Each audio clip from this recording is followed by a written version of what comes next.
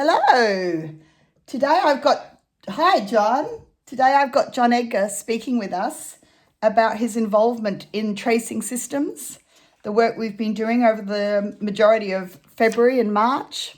John's kindly agreed to sit with me and have a chat today and just tell me about his experience working with us and how he felt we did or didn't do, and perhaps some of the highlights that you found. Thanks, John. Great. Looks like you're out in the garden. Looks lovely and comfortable there. It's lighter out here. I'm waiting for the sun to come out before I can get on with some work. Is that some of your work behind us? That's a carving behind, yes. Fabulous. So, John, I'm really grateful for you joining us on this project. It's been fantastic to have you as someone I can speak to and bounce some ideas off along the way. When I first invited you, were you a bit shocked or wondered what the project was all about?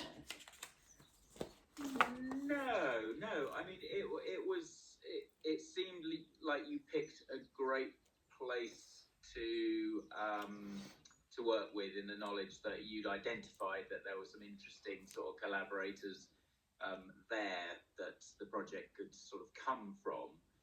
And those surroundings, I mean, as you know, our first contact came about from linking with some discussion we had about sculpture in that area. So I can see that your mind has been following and tracking and looking for possibility to come out through the participative process. Yeah, I forgot to mention that, but that's exactly right, because I only knew about Staunton Park through you. Thank you, John. So, prior to that, being new to the area, I was at a bit of a loss of where to start with this. So, yeah, you're spot on. So, when you were first involved in tracing systems, did it take a while to understand, or do you think I gave you enough information to sort of launch into what we're up to? You were very clear in conveying what you were trying to do, and I suppose I needed to step back a little and think. Well, in one way, I needed to step back and think a little about the difference with how I work for sort of part of my time, but also sort of look at I'm using sort of participation in sort of a very different way. So I just needed to work out how best I could come and use that time with you, I suppose, to maximise what it might do for the project. Yeah, it's fantastic that you got to visit on site, John. I really have to thank you for that, because that wasn't expected. So you were able to come. You probably spent a good 30 minutes with us, I'd say. Came on site, met all the team, saw us working with the human Mandela, and even had a look at us pulling Tauruses out of the boot of the car. What were you thinking in terms of sculpture when you saw all this going on? Well, it's so diverse. I mean, what was intriguing for me was that the range of collaborating energy sources, I like to look them at as, was wide. Those collaborating sort of artists that you were involving, there were energy spikes disappearing. In that time when I first came, there were things disappearing everywhere. So it's rather than looking at a single work where I might be working with collaboratees. It's a far more sort of simple process. You had things spawning off everywhere from your sort of facilitating prompts, if you like, because I just sort of said you did have. It was an interesting.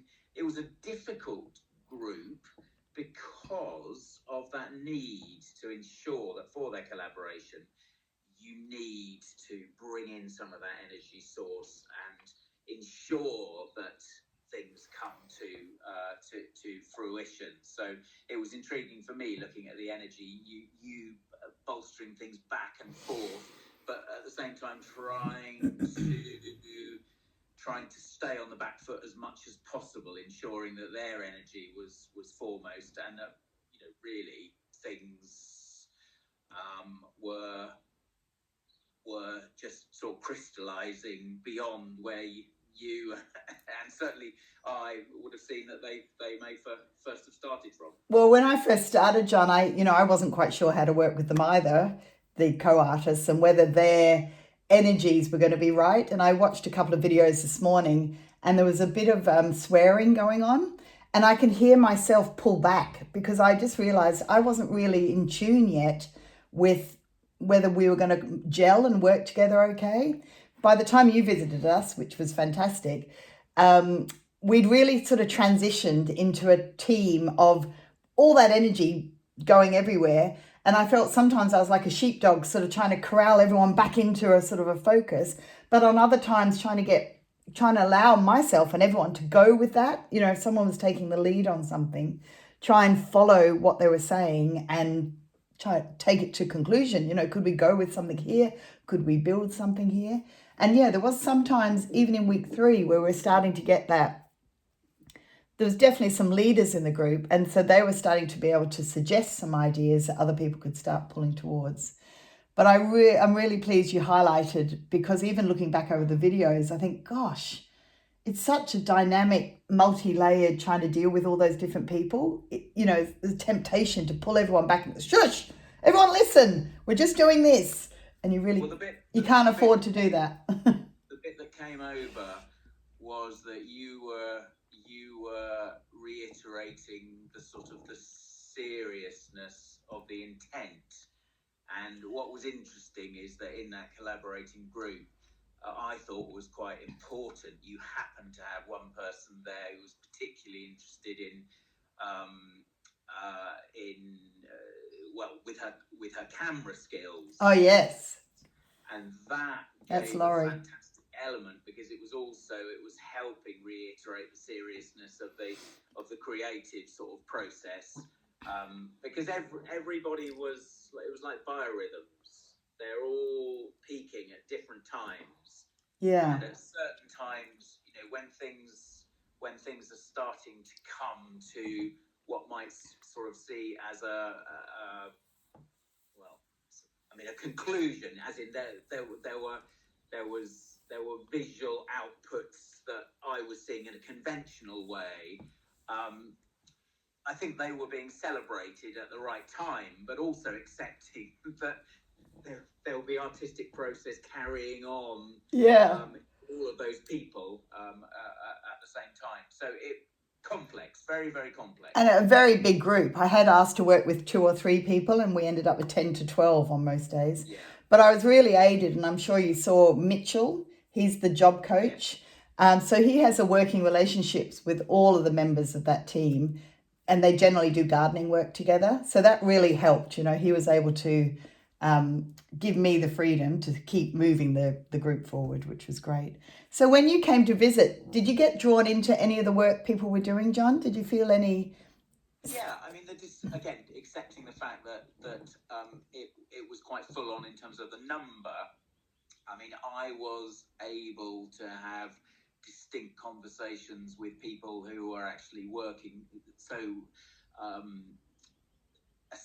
assembling sort of rocks or bricks or things on the ground. You'll be getting down to a level where discussing with somebody, if they realise that you're showing an interest in what's currently in their field of creative view, then you can't help but start to sort of change the vector of their movement. I'd have sort of said. That might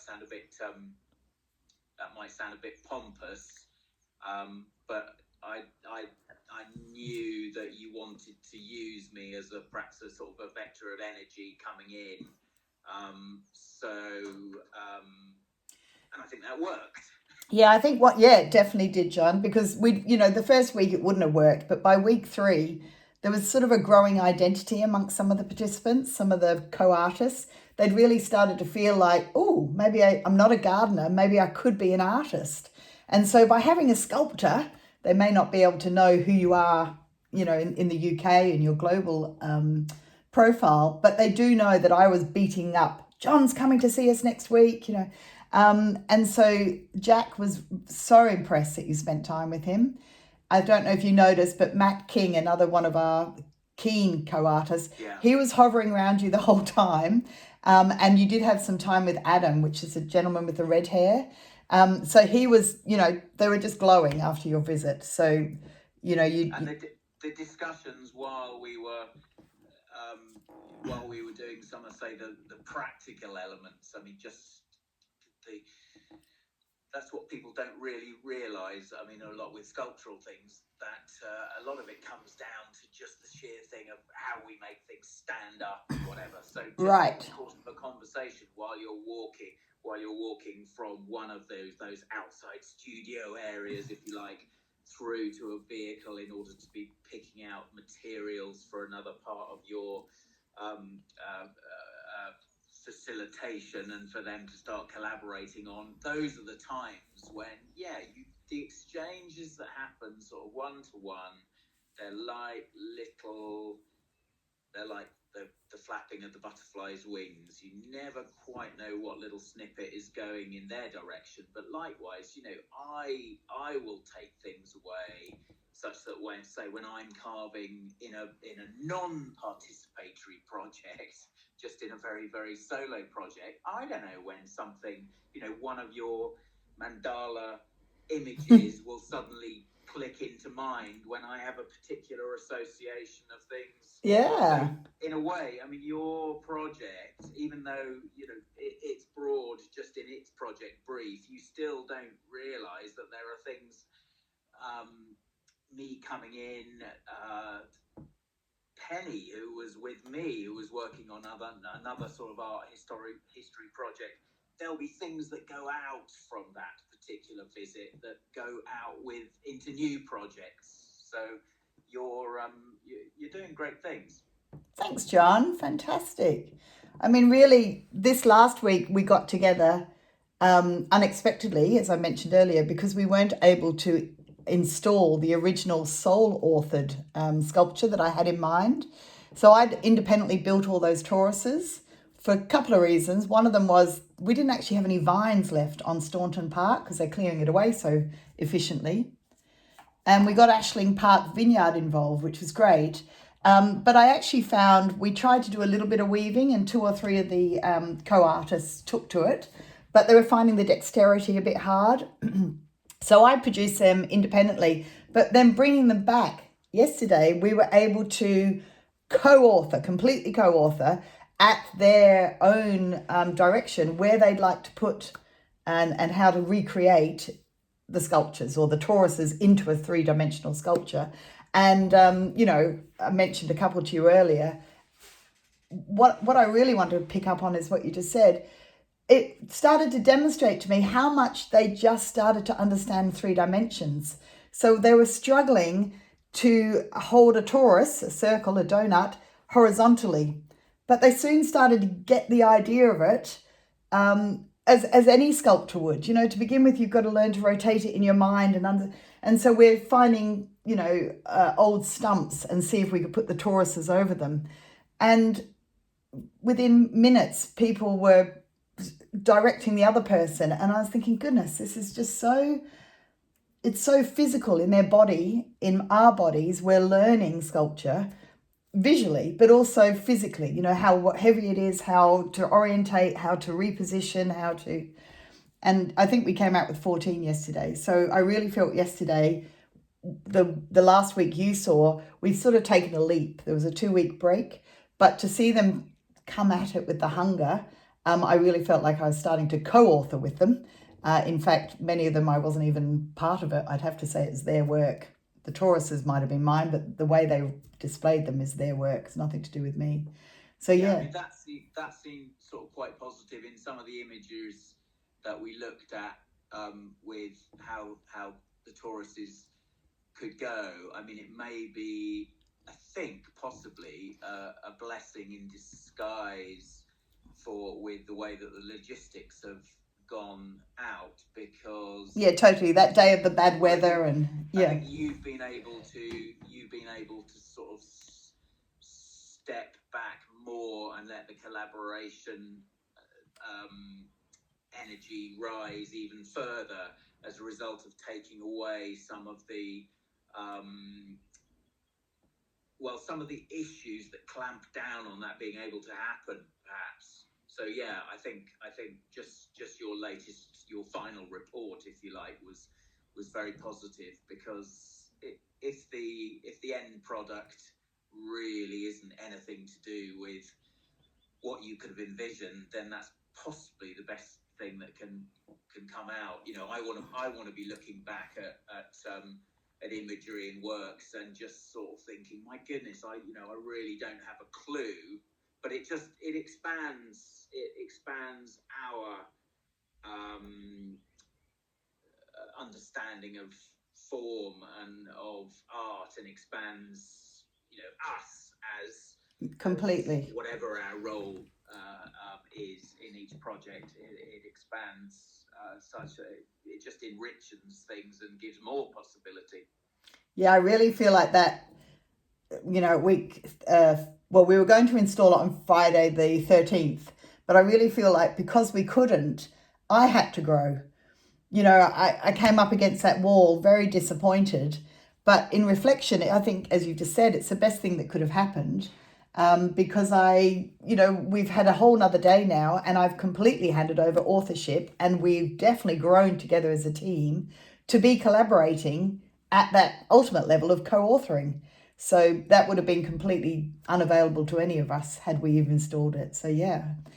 But I think something you're saying there, John, which I'm not obviously as experienced in the trade as yourself, because I wouldn't think of how this will change how I'll move forward. But just even those words you're saying to me now, I want to hold on to, because I suspect I haven't really thought about my past and how it's influencing what I'm doing today.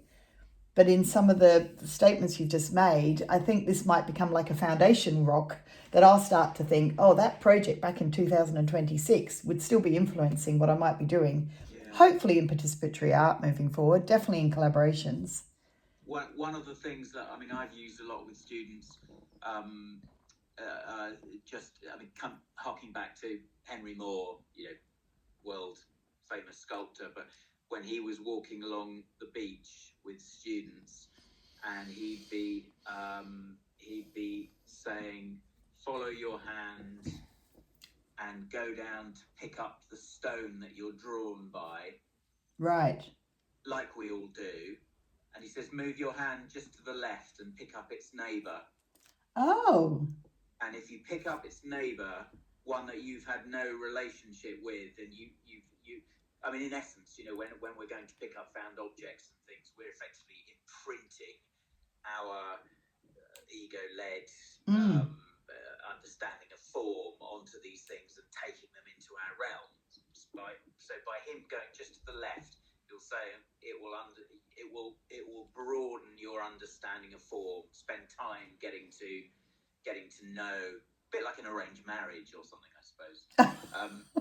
But that's the sort of thing. I can somehow see that analogy coming back into why the participatory process is so exciting, because it is bringing in these sort of chance elements for all of the collaborators. Yeah, completely. The energy that's brought in from everyone else, even if you worked with one other in a collaborative model, but to work with 10 others, it's just so much new ideas, challenging ideas. Yeah, so I think what you're saying, though, is how is that affecting the other 10 participants? How are they going away? You've got to accept the fact that some of it is impossible to map. Yeah. In some parts of the project, you're going to have to accept that there are energy strands that are going out that you'll never have the opportunity of tracking again, other than maybe when you bump into somebody on a high street somewhere, and yeah, or things that will be fed through about somebody's activity or whatever. But that's part of what we're all about. That's why it's so exciting, I think. Yeah, it really is. So, John, we're pretty much at the end of our project now, in my mind, and something that's shocking to me, which I'd like to talk to you about still on video, if you're happy with this, but it's kind of occurring to me that art isn't really about sculpting or 3 dimensions or clay or pencil and paper. It's documentation. and project design. You know, they seem to be the key criteria, which I'm a bit shocked with, but this project's definitely taught me, if I don't design properly with a lot of flexibility and a lot of, opportunities that we can grab hold of, but that design, that's key. You can't just wander into it. And secondly, now I'm probably probably for every one photo taken, I'm spending another 2 hours on it, doing something with it in a documentary sense. And I think that's obviously your trade, but it's something as a new student leaving an undergraduate degree and now entering this master's degree in my first module in it, it's really quite shocking me how much time is involved. And, obviously I'm doing a bit of setup, and once that's set up, it'll be easier the next time. But I really hadn't understood that was the life of a practicing artist. It's certainly something with the big community-based stones. Yeah. I started off thinking that the documentation, if you like, as in the physical stones, was primary. But actually, what happened as the project started to inform each other, I realised that the publication of all of the sort of activities that you've just been talking about and how time consuming they are, that was almost like a whole dossier of supporting evidence. Right. Almost like it's like what they say, is it palimpsest, where you get layers in the landscape that sort of build up over time that you can see back sort of through history. You need to flag wave almost for recording some of those activities, just in order to help support the physical next thing, and the physical manifestations that are there, and especially where things are so temporal. Some of your outputs, are things that will be celebrated sort of in the course of a day, and then may start to sort of wither or get disbanded or something the next time a grass area is mowed or something. It's even more important. Yeah, that lovely human Mandela, speaking of that, has got to be picked up at the moment because they need to mow for spring. So yes, completely. The ephemeral nature of everything we did. Really, it's only about the photograph. But as you said, what I've learnt is it's not the photograph. It's the mother who came to me the other day and spoke to me about her son who's in the program with us and the impact it's having on their life. It's speaking to some of the stakeholders and what they've contributed just in rooms and access to the building, but what it's meant for them. And all that extension, let alone the lasagna you're speaking about, project after project. I'm not in that rich space yet.